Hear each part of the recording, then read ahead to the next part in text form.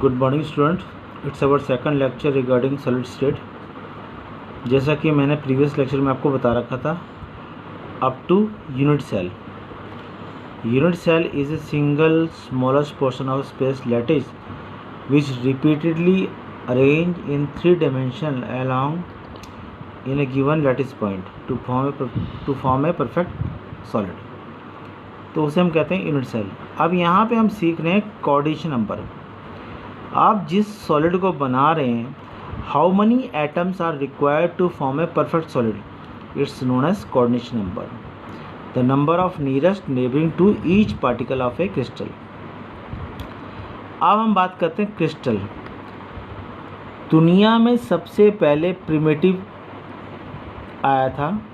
Primitive का सबसे example है सिंपल क्यूबिक। उसके बाद 7 यूनिट सेल बने जिसकी खोज की थी ब्रेविस नाम के साइंटिस्ट ने। उसलिए बना ब्रेविस लैटिस। उसने 7 तरह के सेल बनाए, CTOMHRT,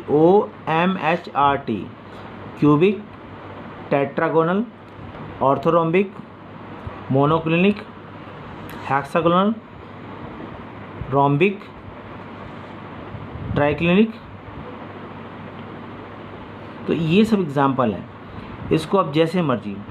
उसने बोला कि if we are arrange different atom along the different sides and along the angle, तो अगर हम साइड की बात करें तो उसको बोलते हैं क्रिस्टलोग्राफिक एक्सिस, और 2 फेस के एंगल हो उसको बोलते हैं इंटरफेशियल एंगल। तो आपने याद रखना है, 1 नंबर के लिए इंपॉर्टेंट क्वेश्चन है।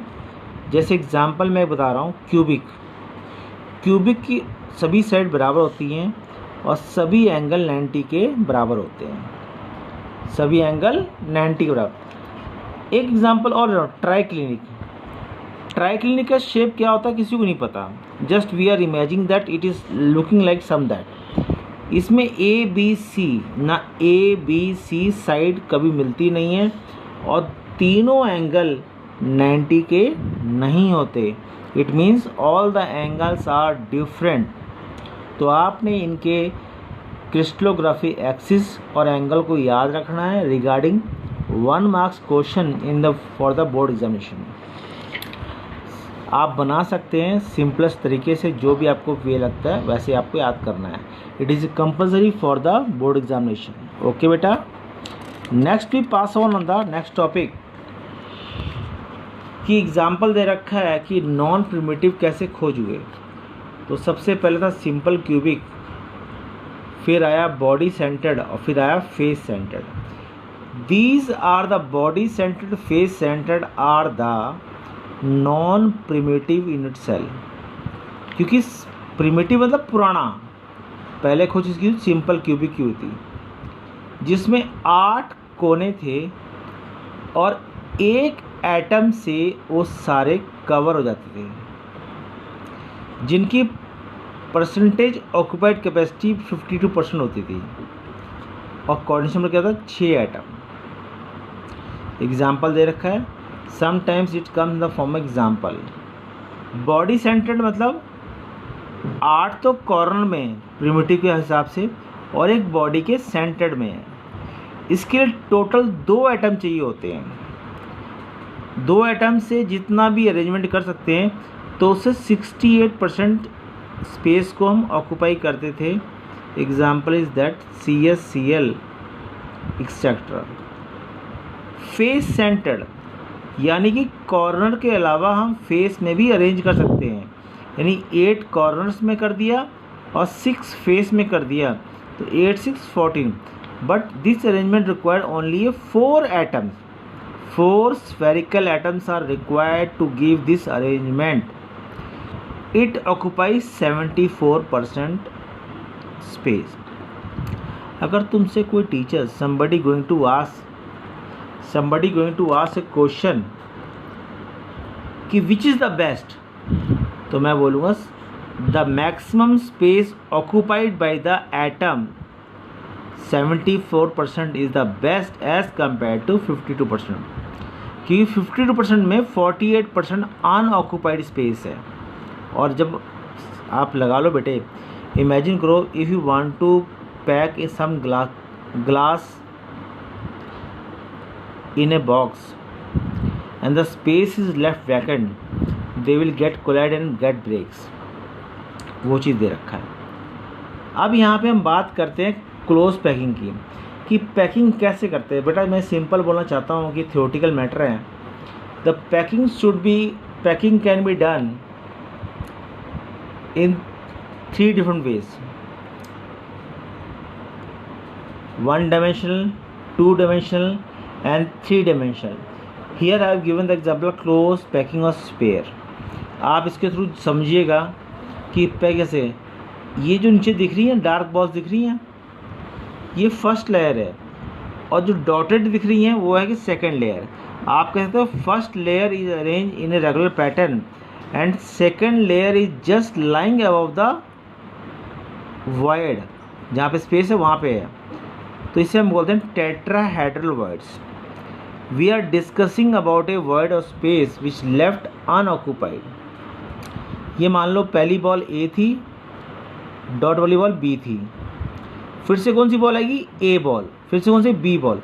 ये बनकर ऐसे करके उठती जाएंगी ऊपर ऊपर.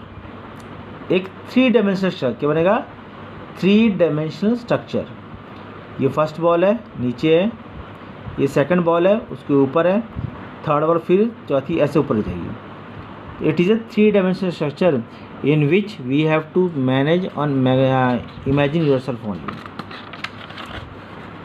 तो मैंने अभी बताया जब 3 बॉल को कवर किया एक चौथी बॉल ने, तो हमने उसको बोला था टेट्राहेड्रल वॉइड.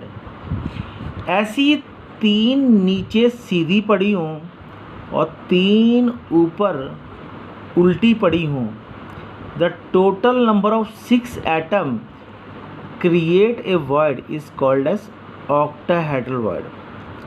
यानी कहने का मतलब ये है कि एक ऑक्टाहेड्रल वॉइड क्रिएट करने के लिए 2 टेट्राहेड्रल वॉइड आते हैं. यानी कि कह सकते हो कि 2 tetrahedral void is equal to 1 octahedral void. याद रहेगा 2 tetrahedral void is always equal to 1 octahedral void. तो ये सब अरेंजमेंट दे रखी बेटा. नेक्स्ट दे रखा है आपको particles in a cubic cell, Z value. जैसे भी आपने किया कि अगर मुझे किसी कॉर्नर में एटम अरेंज करने हैं, I think I require only 1 atom.